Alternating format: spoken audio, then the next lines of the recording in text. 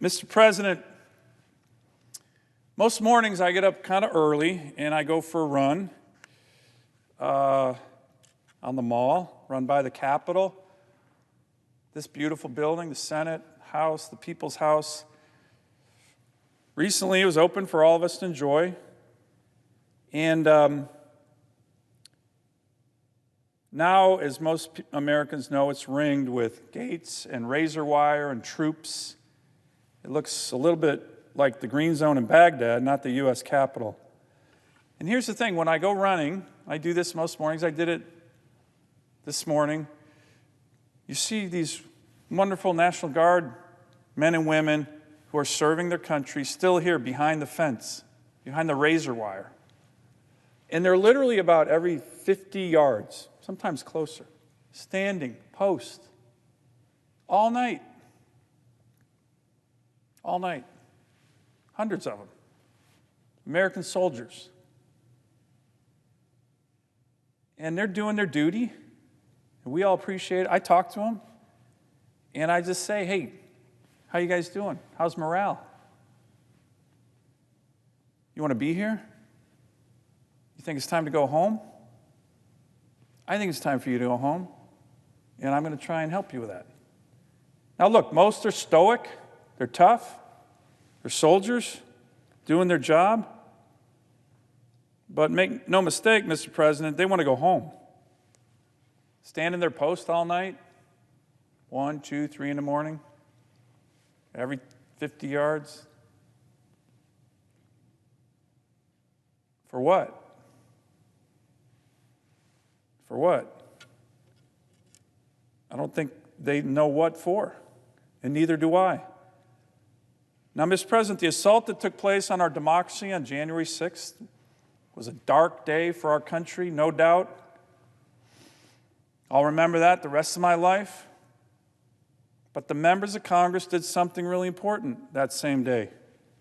We reconvened right here in the U.S. Senate, even amid some of the broken glass and smashed doors in the House.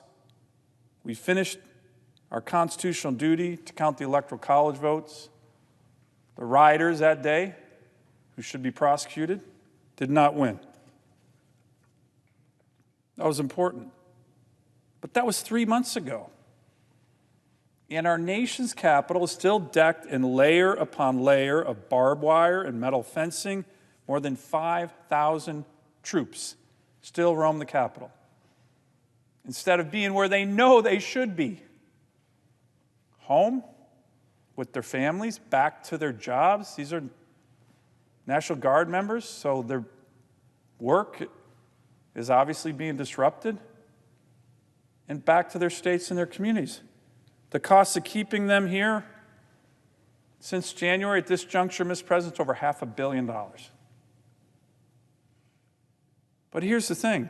I pay close attention to these issues. I keep asking about, okay, I understand this.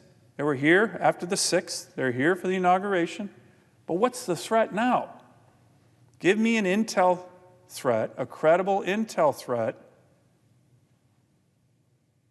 that requires 5,000 troops and razor wire all across the U.S. Capitol, the People's House. What's the credible intel? I've not gotten any credible intel that I'm aware of. Now, we learned yesterday, Mr. President, that the Secretary of Defense approved the request for these soldiers to be here for another 60 days. But here's what you didn't hear about in those reports. I have a lot of respect for the Secretary of Defense. As a matter of fact, as I mentioned in my remarks earlier, I introduced him at his confirmation hearing. But this decision, whether there should be troops here or not, is actually not his decision. It's our decision. It's the members of Congress's decision.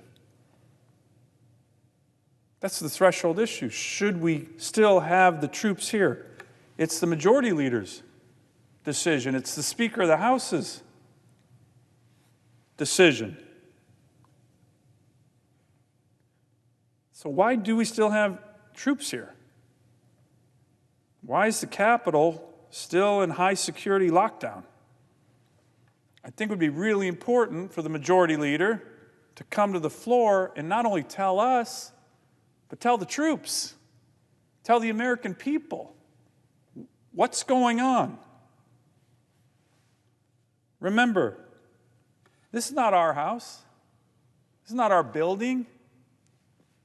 This belongs to the people of America. We're privileged to be here, certainly. But we need answers. And I'll tell you else who needs answers. The troops need answers. My own view is we need to get these troops home. We need to tear down the wall. We need to open the gate. And this is not just my view. This is a widely held view. Democrats and Republicans all agree. Mr. President, just look around the Capitol Hill neighborhoods.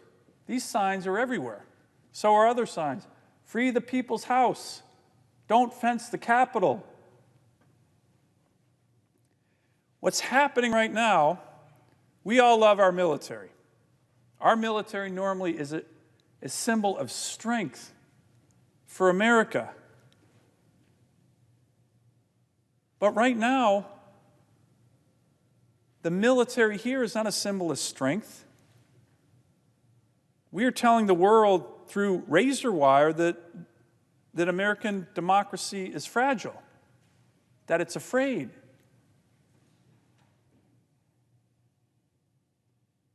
American democracy is not fragile, and it's not afraid. And so, Mr. President, these troops are a symbol that, not just to Americans, but to the rest of the world, that the Capitol lives in fear or weakness.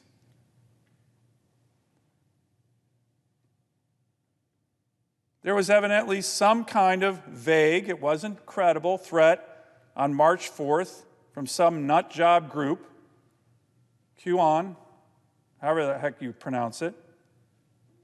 And we had the entire House on the other side of this great building call it quits, went home, said we're not going to do any work. That's exactly the wrong answer. That's not what we did on January 6th. So what we need, Mr. President, is we need our leaders in the House, in the Senate, to come down here and tell us why we are still in an armed camp. One camp can't help but wonder if there's something else going on here. Why do the leaders of the House and Senate still want thousands of troops and razor wire around the Capitol?